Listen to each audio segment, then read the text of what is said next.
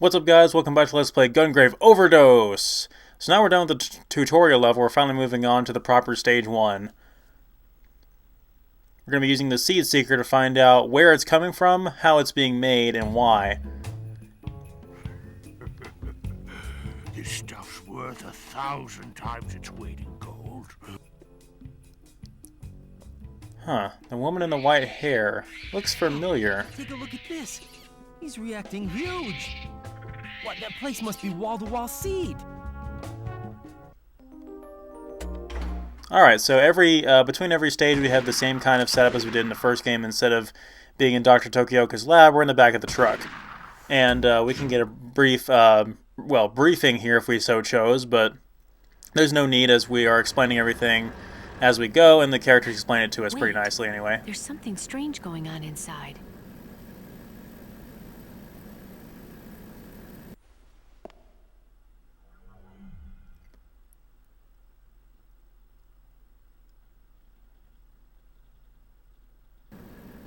Uh-oh. Who the heck are they? Hey, just where are we? It stinks in here, RB. Did we wander into a pig farm or something? You know, Juji, seems to me you have a problem with that big mouth of yours. That's why you're not exactly Mr. Popularity. A guy in a tattered coat and one with a guitar, eh? Well, you must be the troublemakers. And what if we are? They were laying for us, man. Maybe we've been calling too much attention to ourselves. Yeah, I told you that get-up of yours was too flashy. So what do we do, Juji? Well, you know, diplomacy is really not our strong point. Ready to rock? Anytime. Kill them, you fools! Bad news, guys. We're already dead. Hey, check it out. It's a major freak attack down there. Grave, be careful. 2 unidentified individuals have entered the building. Alright, so the other 2 characters for the game are introduced now. And this is where their first level would begin. They wouldn't have a tutorial level if you were to play as them. We'll be introducing them when the game actually wants to tell us who they are. So first things first, here we have 3 targets in this room. They're all protected by some enemies. We have to destroy them in order to progress, so we're going to be taking them out one at a time. Hopefully I can keep my beat counter up high enough where I can accumulate a few skill shots here, or I'm sorry, demolition shots. I'm referring back to Bulletstorm already. So these guys with rocket launchers here, obviously I'm going to be waiting for them to fire at me and just block it back at them. Then we're going to head up here, and there's going to be some melee guys, and they're going to want to knock this statue down on top of us, which unfortunately they'll succeed at, because that's how we progress through the level, unfortunately. But yeah, the 2 new characters, absolutely love their designs, because they are just true Night Owl designs in the purest sense. Like, you know, big broad shoulders, red coat, you know, blonde hair. It looks kind of like Vash, and then, you know, the attitude, everything is just it's great. It's something that the previous game was desperately missing, and the anime as well. These are great characters and great additions to the series. Anyway, so now we're going to be having some more of these guys come out of these limos here, and they are destructible. It does take some punishment to get rid of them, but they explode violently when we do so. So we got to keep our distance from them. Using the charge shots is pretty good against them, although I do kind of want to keep moving here. And again, if I just keep firing at the ones that are don't have any guys in them, or they're not really an obstacle, I can still keep my beat counter climbing to accumulate some good demolition shots here, which I'm going to be desperately needing. So against the big guys there, like I said in the previous video, doing the shoot dodges is pretty effective at dealing a lot of damage to them, just like in the previous game. I'm going to try to keep moving as fast as possible here. But yeah, this part of the stage is exactly the same no matter what character you're playing as. There's a good opportunity for a demolition shot against that limo there. The residual fire that's left behind from them can still damage you, so be careful with that. You're going to run into that kind of scenario with a lot of vehicle enemies in this game. A lot of explosives in general. So the melee enemies are really aggravating because they just run up and savage you sometimes, and there's really nothing you can do about it aside from stopping what you're doing and meleeing them. Of course, if you shoot fast enough or if you shoot dodge in the right direction, oftentimes you can kill them before they even get close to you, which is very counterproductive to the game's insistence on using melee attacks against them, which is nice because I'd prefer not to. So, I don't know if I mentioned this in the previous video or not, but your shields do not recharge unless you are not in combat. Like, you're not firing, you're not charging your guns, you're not meleeing or anything. So, your shields are a lot more difficult to recharge than they were in the previous game. So, there's going to be a lot of times you're going to see me stopping in place to let them recharge. And other times, I'll just be charging my guns and getting ready for a charge shot like this as soon as we come back into the action. Kablam! Alright. So, that was actually kind of a fail on my part because I took some damage from that and got knocked back. Yeah, trying to get the timing down with the rockets with the forward melee is a lot trickier than just standing in place and doing the side-to-side, which is almost impossible to not reflect it with that melee attack. It's very effective, and it's very easy to get the timing right because your hitbox is just so huge for that attack. And why wouldn't it be? You're carrying around a damn coffin on your back, which is obviously given some much needed aesthetic and firepower increases since the previous game. Uh-oh, looks like we're surrounded. Luckily, I have just a thing for that. Guess what? We're not surrounded anymore. So yeah, I'm trying to go through here pretty fast because obviously we're graded on our performance, and I've played this part of the stage so many times trying to test play the other characters. And I'm kind of just ready to get out of the parking deck here. If we have a whole hotel to climb and we're still stuck in the parking garage, then they must be going all out to try to stop us here. They must have sent every guy they have down here. Well, if there's nobody upstairs, it won't be any fun then. They're going to have to save somebody for us. But hopefully this hotel manager knows what's going on with the seat exchange. We're going to have to interrogate him to find out. So we get a little stage results screen there, which is odd considering the fact that the stage is, we're still in stage 1. There's someone else. They wiped out all the lobby guards. What? What's going on down there?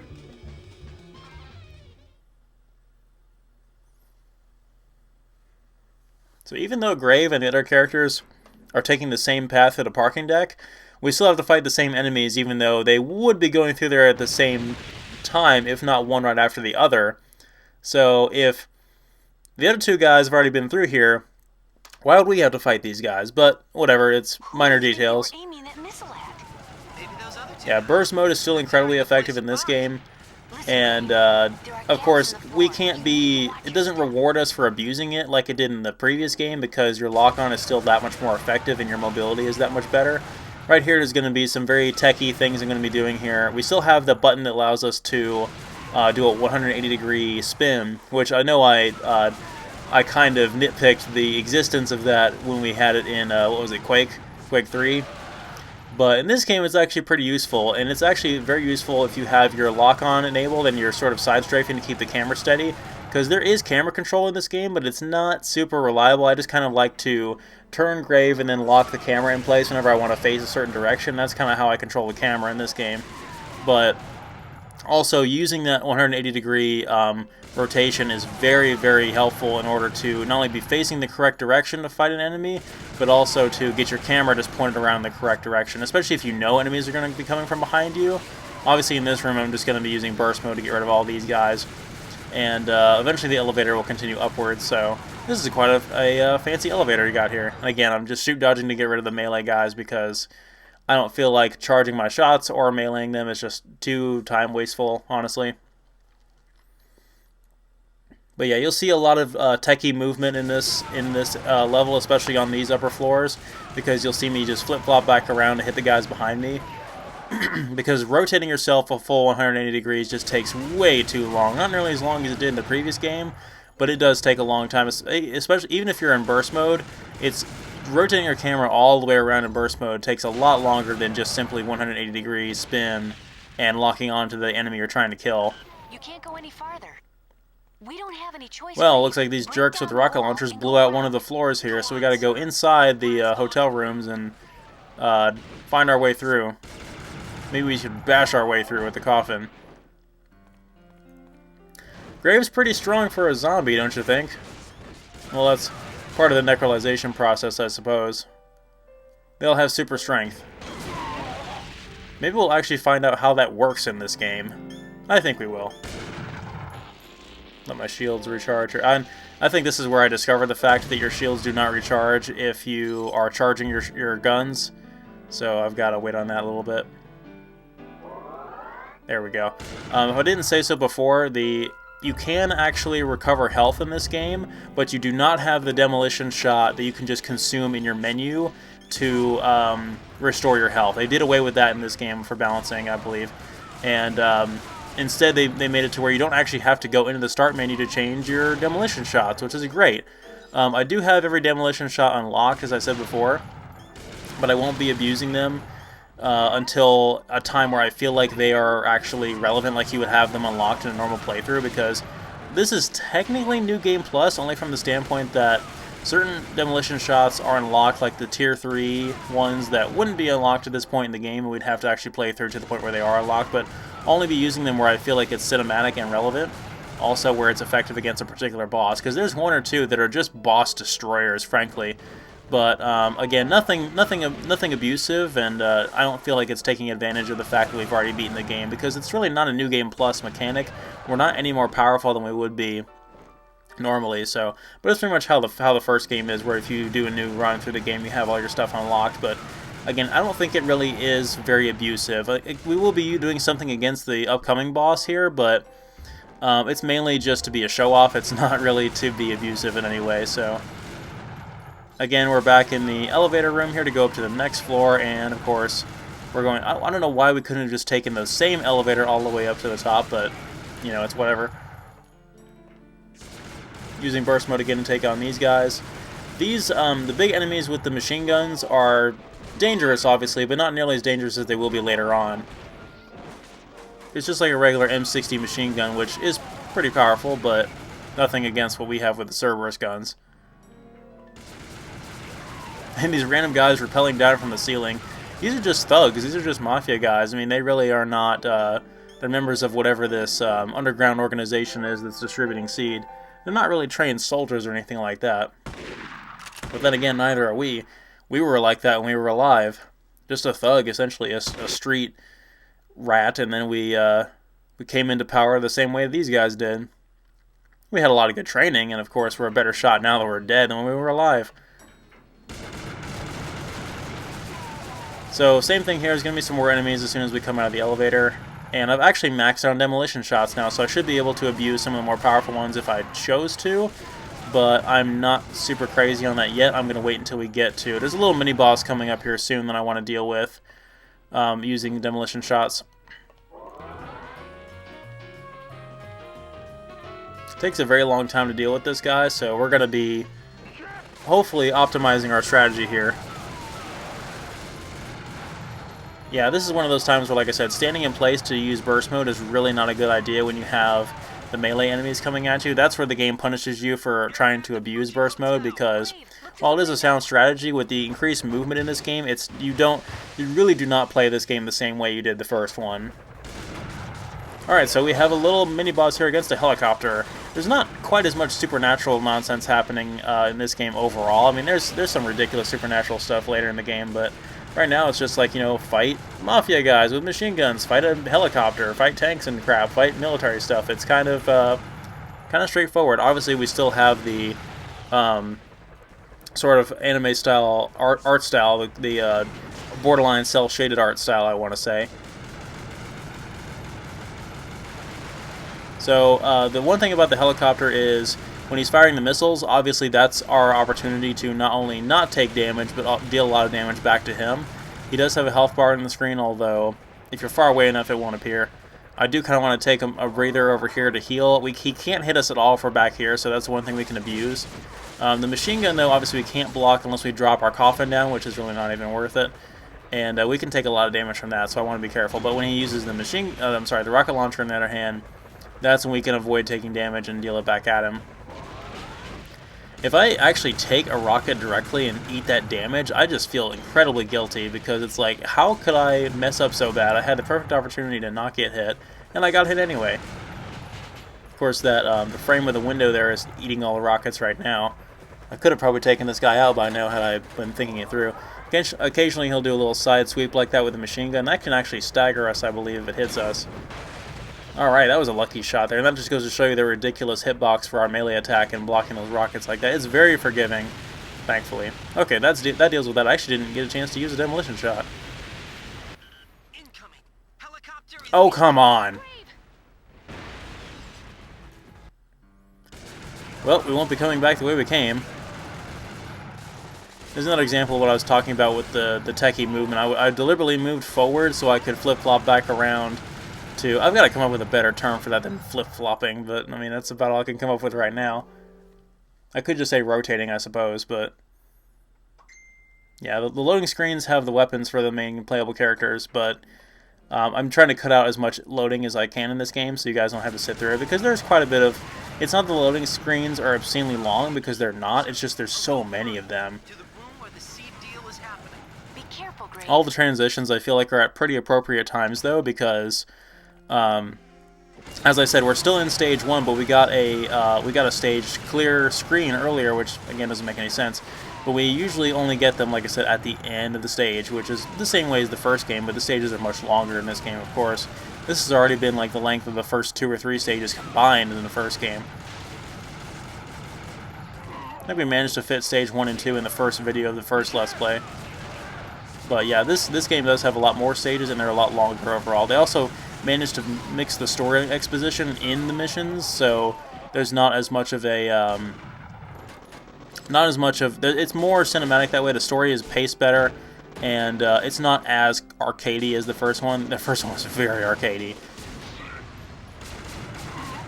Yeah, depending on how long you have the Cerberus guns charged up will depend on if you're going to do the full combo or not. And when they make the fully charged sound effect, which you can tell by an audio cue, you can tell if you're going to do the finisher, the double shot from that. Which I often don't do because it leaves you vulnerable for so long. I usually just do the 3-hit combo and then that's it. You think you can just waltz in here and mess my stuff up? You're not leaving alive. Waltz, we're doing a cha-cha. Thank you very much.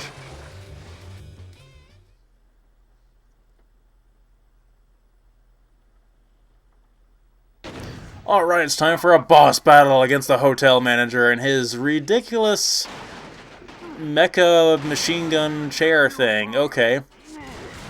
So as ridiculous as this is, he's actually a pretty cool boss, believe it or not. So we have 3 different things we can target here. As you can see, he has a secondary health bar over his main health bar, and those are the health for his machine guns on his armchair there, or the armrests of his chair, I should say. And so if we hit the R1 button after we're targeting him, we can change our target to his machine guns and take them out, which will leave him vulnerable and progress him further to the next stage of the fight. So he does have 2 forms. I'm going to be trying to get a quick kill on his first form here. He'll actually transition to rocket packs on the back, which of course we can block and send back at him. So he's not terribly threatening. His most worrisome attack is that melee stomp attack he does, where he launches the chair on top of us. That will stagger us, take a big portion of our health away. Alright, I'm using the level 2 forward demolition shot, which is the single targeting one, and it borderline killed him there. I should have finished him off, but I finished him off with a melee attack there. That thing is a boss destroyer. As you can see, it just took away all of his health. I'm going to try to use it again here. I hope that I would have thought it would have ended the fight right there, but obviously we have to transition into phase 2. So he has a really stupid attack he does here, where he just kind of rolls forward on the ground and shoots at you with his tool pistols here. I messed that up. Yeah, I couldn't get the... Apparently he was having invulnerable frames there, so that demolition shot didn't do any damage to him. But we still have 1 demolition shot left, and this second phase is pretty easy. But he is mobile now. He's pretty tough for such a big guy. And his machine pistols are kind of powerful. I mean, he's a lot, like I said, he's a lot more mobile now, but it's just the fact that he keeps lunging at us like that. Again, if we have good mobility and we can dodge his most powerful attacks, then there's really not a whole lot to worry about here. I'm not worried about killing him quickly, I'm just worried about not taking a lot of damage. Alright, there we go. That ought to finish him off.